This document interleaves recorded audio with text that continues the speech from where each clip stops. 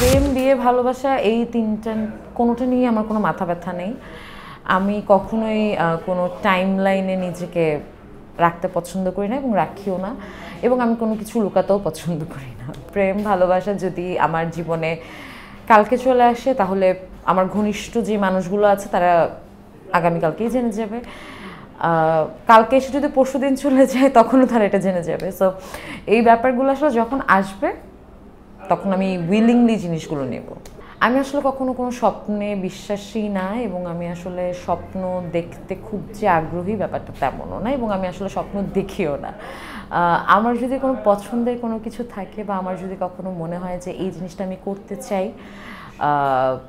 আমি হয়তো করতে পারবো, তখন সেই জায়গাটাতে আসলে আমি এগোই বা একটা স্টেপ দিতে চাই। এছাড়া খুব ভেবে চিন্তে স্বপ্ন দেখা, আমি এটা করবো, আমি ওটা করবো, আমার এইটা লাগবে, প্রফেশনাল লাইফ বা পার্সোনাল লাইফ কোনো জায়গাতেই আসলে এ ধরনের কোনো কিছু নেই।